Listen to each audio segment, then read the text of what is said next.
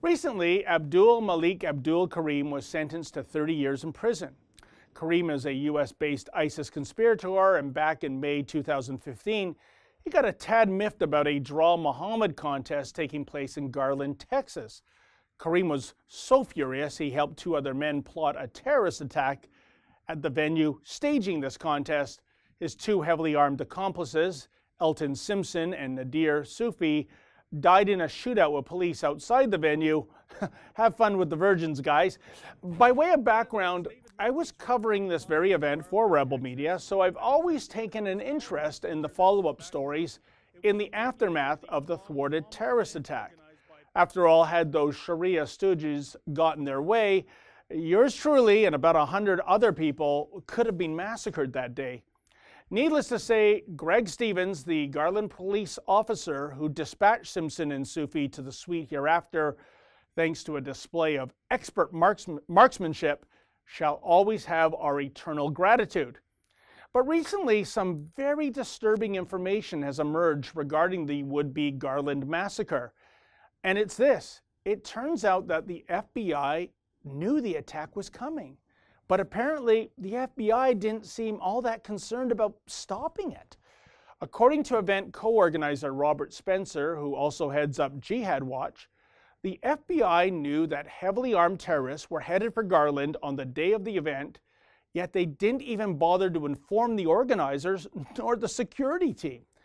Nor did the FBI have a team in place to prevent the attack. There was just one agent stationed there, even though Simpson and Sufi were heavily armed and wearing bulletproof vests. As Spencer notes, quote, "The jihadis were not stopped by FBI agents, but by our own security team. If the jihadis had gone through our team, they would have killed Pamela Geller and me and many others. They would no doubt have loved to kill Geert Wilders, but he left before they arrived," end quote. It gets worse. Writing in the Daily Beast, Katie Savatsky has chronicled how the undercover FBI agent actually encouraged the jihadis. Quote, "Days before an ISIS sympathizer attacked a cartoon contest in Garland, he received a text from an undercover FBI agent. 'Tear up Texas,' the agent messaged Elton Simpson days before he opened fire at the Draw Muhammad event, according to an affidavit filed in federal court," end quote. As Spencer notes, this wasn't a matter of entrapment. Simpson and Sufi were determined jihadis who had planned on striking other targets. Meanwhile, the recently convicted Karim had supplied weapons and training to the pair and was also targeting the Super Bowl for a terror attack.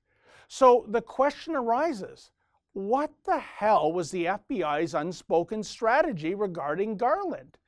Why weren't these terrorists intercepted en route?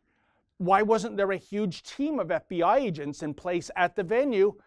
And why weren't other law enforcement officers notified about this? Incredibly, the FBI won't even launch an internal investigation into this scandal. And again, I ask, why? Thus, all we can do is speculate regarding the FBI's mysterious motives. For his part, Robert Spencer believes that perhaps the FBI actually wanted the attack to succeed. Now, I know that sounds preposterous, folks, but if the terror attack had been successful, wouldn't this have fulfilled President Barack Obama's vow that, quote, "the future must not belong to those who slander the Prophet of Islam," end quote?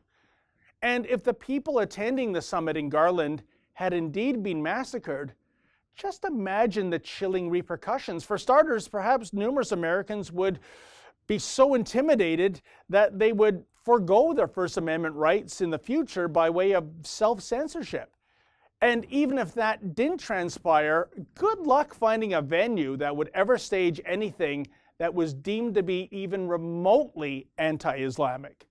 Bottom line, until the FBI comes forward with full disclosure regarding their inexplicable behavior vis-a-vis Garland, what else do we have to go on? For the Rebel.media, I'm David the Menzoid Menzies. Like what you just saw, then click subscribe below and never miss another Rebel video.